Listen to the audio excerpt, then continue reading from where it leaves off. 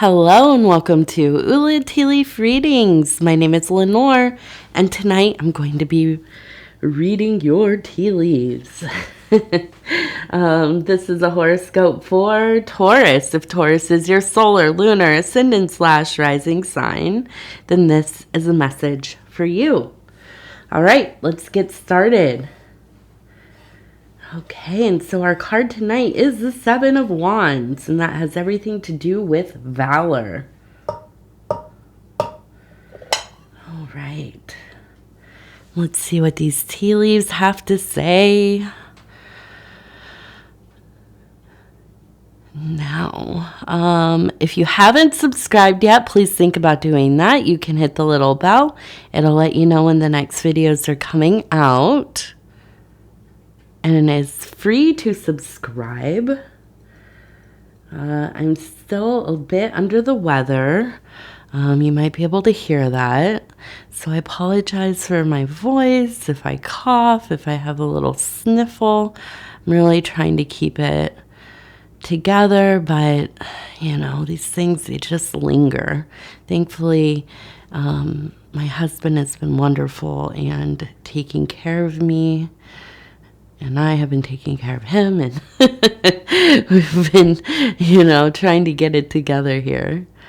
Okay, so I see a face right there. Now, if you can see the eyes, the mouth, kind of a hat of some kind, a little bit of a beard. It reminds me of a gnome. Right off the bat there, I was like, okay, we have a gnome here. It looks like it has its arms up a little bit, which is interesting.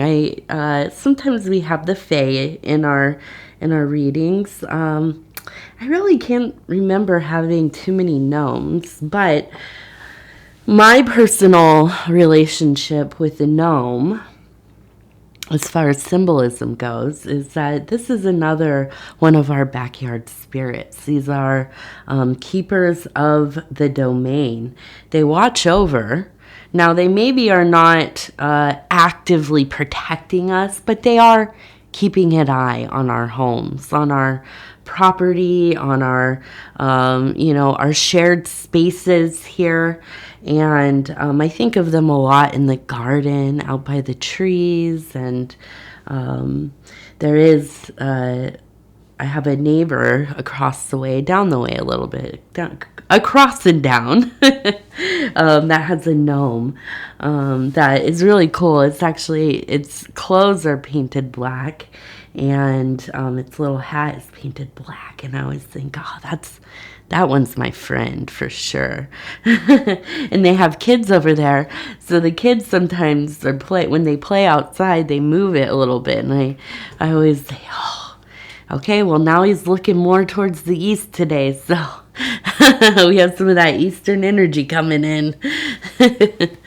Come on. Are you going to say hello? No. Okay, I'm just going to hold you then. Oh, come on, baby girl.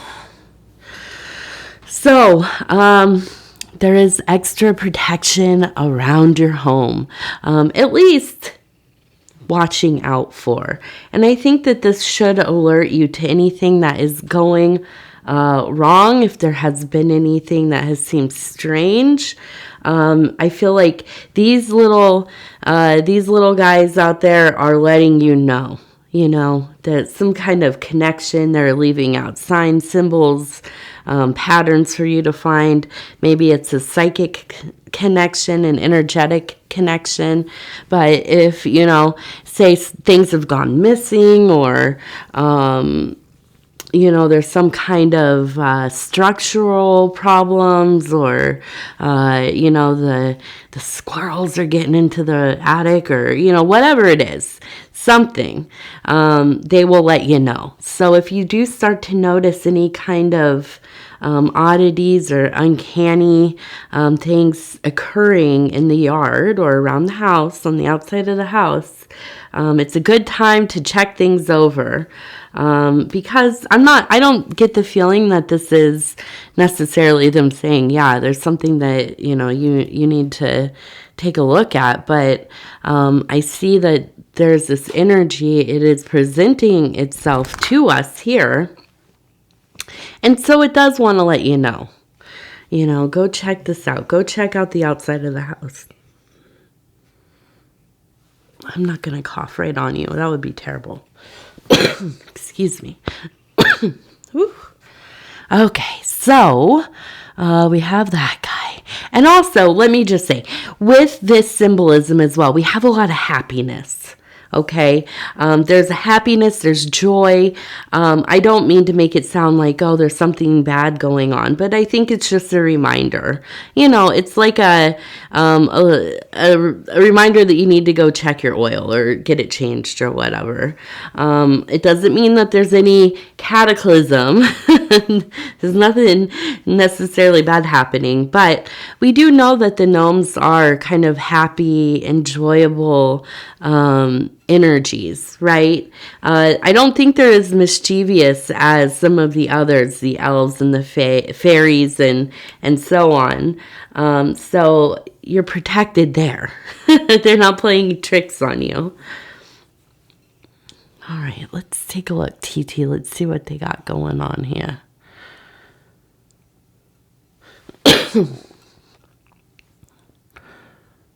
Okay, so this one is definitely my favorite. We have kind of a little, okay, yeah, get in your position. A little hill here, and we can see that there's definitely a path, the stones going up this way. We also have a little formation here in the shape of the Sphinx. So along this path, there has been some deep contemplation and really working out, you know, some of those really important and core questions of self and life. And, you know, and I imagine really, where are you going to be putting your energies? You know, what is it that is coming up for you in your life that seems like it cannot take a back seat anymore? And I feel like this must be in the spiritual realm because it is along the border here. So I'm not thinking of something like, you know, like an occurrence in health or financial or anything like that. But I do think that there is this strong movement towards, you know, finding a connection or a deeper connection to spirit, to the divine, to your religion, your religious community, your spiritual community, whatever that is. It, you know, that's personal to each of us. There's no wrong or right way. As I like to say, and I always misquote, I kind of have turned it into my own thing now. You know, there are as many paths to God or the divine as there are beings on earth or within the universe. Okay. So, that's a lot. That's a lot. And so I'm looking at this and I'm thinking, you know, you're getting up there. I really feel like you're unlocking parts of yourself. It feels like this is a time where you just feel like there's that, what is it called? On fire for the divine, for God, for that relationship. Something gets lit inside of us that we know that it is time for us to look at these matters more deeply. Okay. And, you know, it doesn't have to be anything formal. There does not have to be a prescribed system or technique or anything like this, but to simply really contemplate, to find ways within your life, within your activity, within your own relationship with yourself that really do bring you closer to that feeling of the great mystery, that unnameable thing. Now, if you do have a community, a religion, a system, things that you have already kind of applied yourself to, talents such as divination or any of the high arts, ceremonial magic or ritual or any of this stuff, and I think maybe there is a returning too. Okay. And I look up here, I see the person standing here, and you can see they have something in their hand or kind of, no, please don't eat that. That's going to make you sick. Come on. Get over here. You just want attention so bad, don't you? Come on. Oh, you silly. Are you tooting? My goodness. TT. Okay. So we have the person holding something in their hand. Now above them, really, it looks like a beautiful sky. Okay. And really the universe. It reminds me very much of Nuit. And this is the goddess of the cosmos, the goddess of the great primordial ocean of creation. This is the grandmother, right? The most ancient, the most arcane, the one that kind of started it all. It all comes through her, doesn't it? And she wraps us around as the sky wraps around the earth, and she holds us dear, and she brings us dreams, and she brings us opportunity. She helps us find our courage to look into the places that we dare not go, the things that, sometimes we feel, I'll never be able to do this. I'll never be that good, or life will never align in such a way so that I can achieve these things. Well, then when we look out into that sky that is in our physical reality, or the sky that lives within us, right? It is mirrored within us.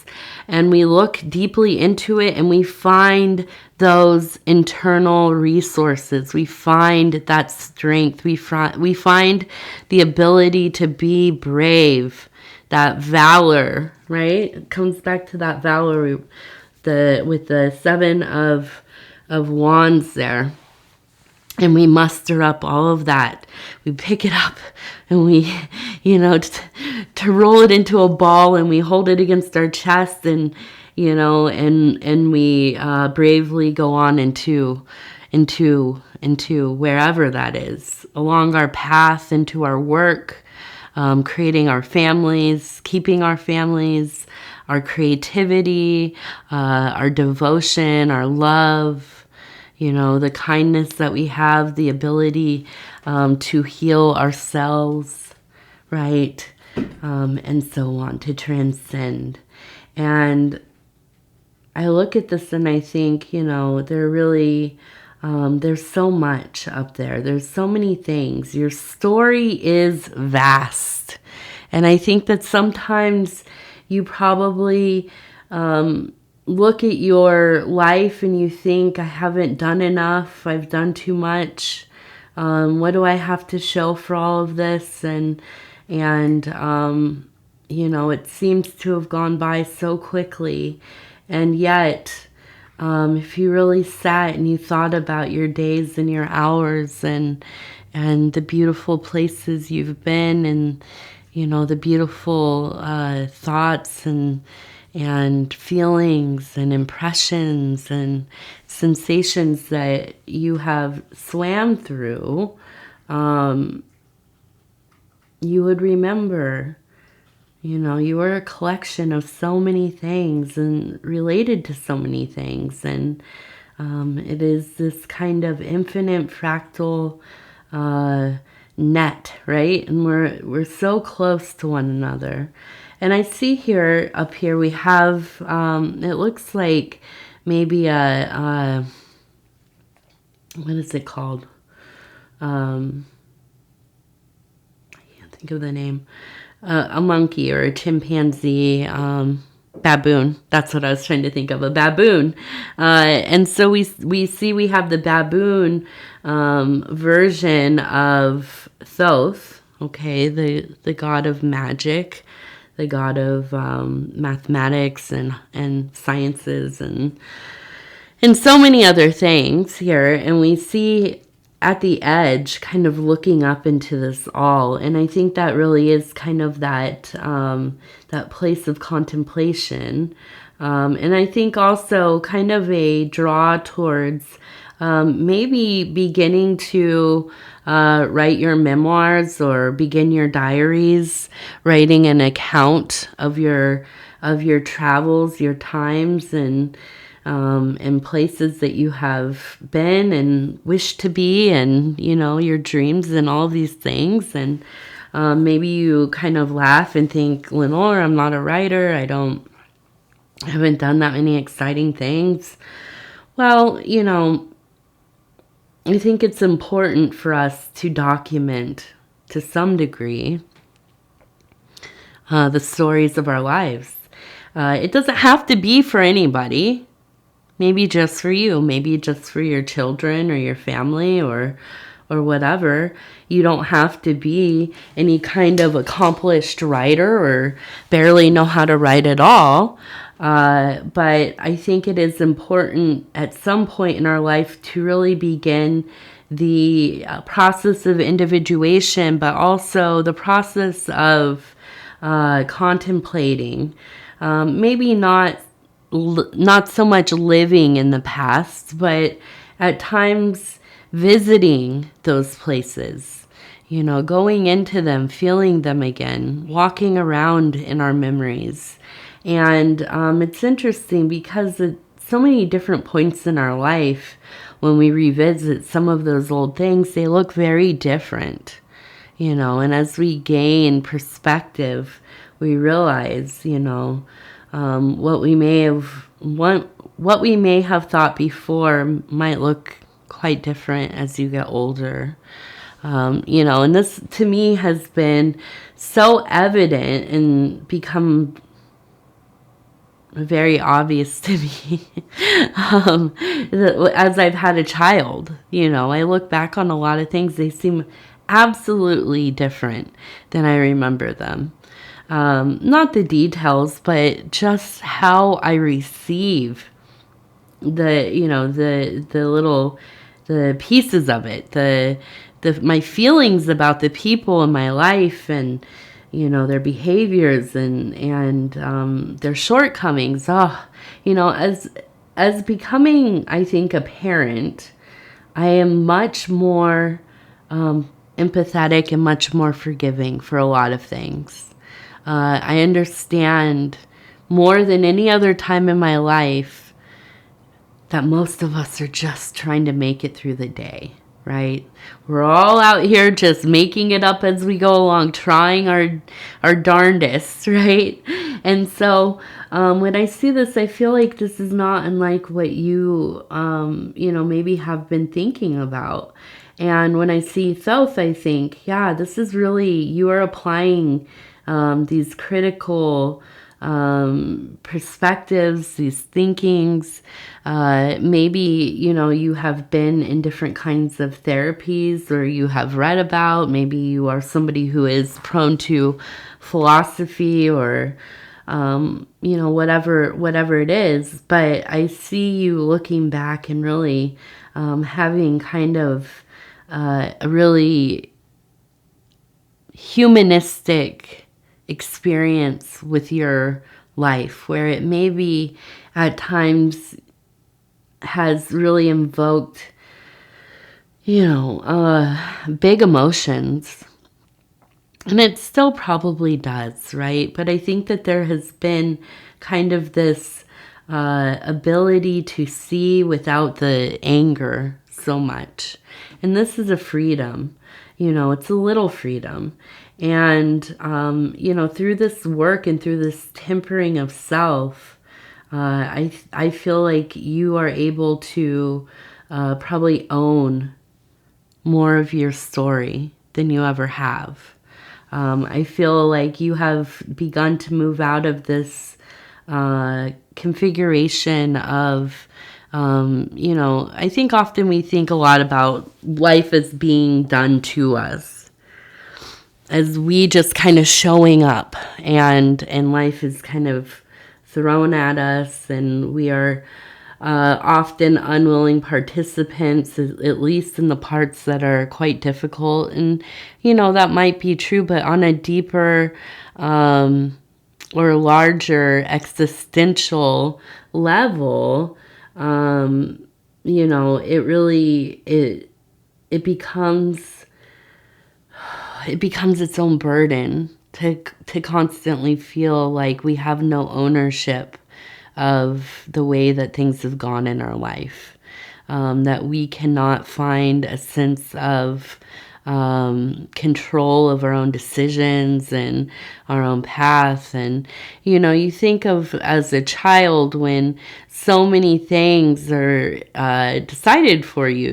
If you ever moved when you were a kid, maybe you had friends and you liked your school and your neighborhood, and your parents got a job in a different town or whatever, and it was decided for you that you would move, and that might not seem like a very traumatic thing, really, but it can feel very traumatic when you're young and you've established a bond with your community, your routine, the things that you know, and so, there is that sense of being powerless in your own life. And so when we carry that into our adulthood, which a lot of us do in a lot of ways, and maybe rightfully so, a lot of life is out of our control. But through work like this, through looking through these things and really humanizing a lot of the, the things that went on, instead of it being kind of this, kind of unnamed monster that lingered over our life. And, I think that there's a sense of deep empowerment in being able to look at things in a way that, you put yourself in the position of other people. And we begin to, you don't have to forgive anybody. That's not what it's about. But it's about, I think, trying to understand where people are coming from, or understanding that people just don't know what they were doing. They made bad choices. They said things that hurt you. They made decisions that weren't good for the family. Whatever it is, I don't know specifically. But I think that this is a deep time of analyzing. And I know if you're still with me, you're probably not here for lottery numbers or anything. And I know sometimes these readings are not what most people are looking for. But if you're still here, I let me just say, and as we turn this over, it becomes a boat. Okay. And through this boat, there is a lot of movement, and a movement of energy, a clearing of old energies. And this is what a lot of the stuff I talk about that's what it's about. Okay. I talk about these things, and what it's about is moving energies through our life. Okay. I saw a thing today about, in some cultures, during the new year, right? The passing over into the new year, you open your doors, you open your front door, and you let all of the old out so the new can come in. And we talk about this on this channel a lot. Whenever the temperature agrees and you can open those windows and get fresh air through your house to move the stagnant energy out, you should, it doesn't have to just be the new year. It should be often, or as often as you can. And so, doing this work, looking at these old things, taking some of your power back, right? While also, I'm going to say it again, humanizing some of the things that maybe seemed unfathomable, you know? You just can't imagine how people treated you like that, or you treated, you know, each other that way or whatever. And we all have those things. That's the other thing about having kids. I look back into my childhood, into the childhood of a lot of people I know, and I think, how did people behave the way that they did? I don't understand it. But I also, the humanizing, they're flawed people, you know. Forgive them, Father, for they know not what they do. Yeah, and I think about that a lot. Forgive them, Father, for they know not what they do. And so, this is how we move out of that, the tyranny of it all. It is, and it's tyranny. It's emotional, spiritual tyranny. And so let's take a look here. And, you know, ultimately, and this is the other thing, this is where I was trying to go with that probably, is that through clearing those energies, through moving away from them, this is where we make our luck. This is where our success comes from. This is where we find the things in life that we can enjoy deeply. Okay, they're not just coping mechanisms. They're not just things that we do or, act out to kind of dole down the wounds that we have, and we all have them. But when we start to clear those energies, we have room to experience things just for the sake of their beauty, their bliss, the awe. And that's where the luck comes in. That's where the success comes in. We become a theater of creation. We can be anything. We can do anything. We got to move all the junk out of there first, though, right? We got to make some room. So we have a bell here, okay, right in the middle. That's a beautiful bell as well. So I feel this kind of, it's like the tolling of the bell, and it's time, right? And everything in its right time. Yeah. It's not an alarm. It's not an emergency, but it really is. It is a sense of things happening when they're supposed to. Okay, let's take a look at this. We have the Happier Me affirmation cards. I'm going to move these ones over here. Okay, I'm just going to flip through and stop where it feels right. And it says, asking for help is a gift I give myself and others. Asking for help is a gift I give myself and others. Admitting that I'm sorry, my brain really, I have that fogginess today so bad. This sickness just is a strange one. The first time I had it, it was kind of different, and this time's a little different, and I don't know. So anyways, thank you for sticking with me. Admitting that you need help shows strength of character. It takes a great man to let go of his ego and accept guidance. The ego will always fight for its survival. It's always up to you if you let it win. Yeah. Yeah, I like that. I like it. All right.